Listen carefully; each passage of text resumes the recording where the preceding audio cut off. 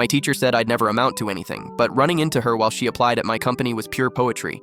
Mrs. Brennan had a way of making failure feel inevitable. In 7th grade, she'd hold my essays up as examples of what not to do. Once, she made me read my college aspirations aloud, then asked the class if they thought someone who couldn't grasp basic grammar belonged in higher education. 23 kids stared at their desks. "You're setting yourself up for disappointment," she'd say after class. "Some people are meant for college.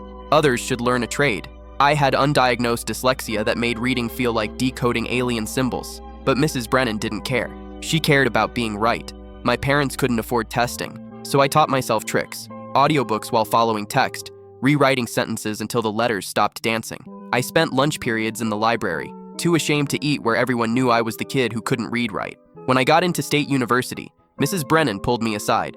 Community college would be more realistic.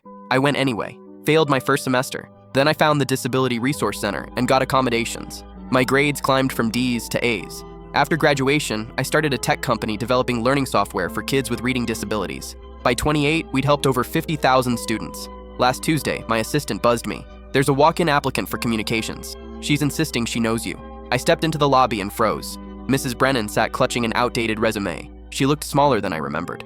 When she saw me, her face went through several expressions before settling on forced brightness. "I thought that was your company name," she said.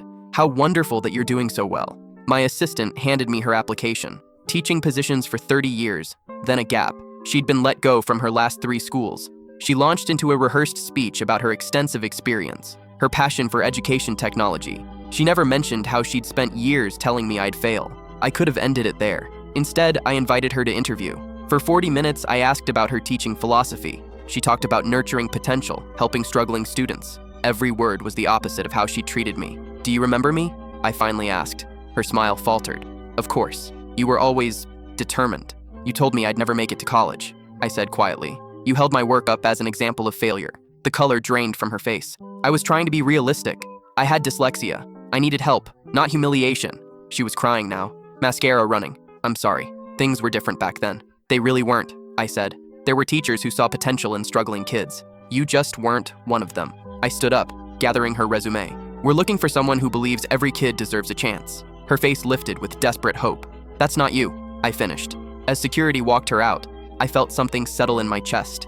Not satisfaction exactly, just closure. That night, I called my software team. "Let's build training modules on learning disabilities, free for any school that wants them. If I couldn't change Mrs. Brennan, maybe I could stop the next one before they broke another kid who just needed someone to believe in them."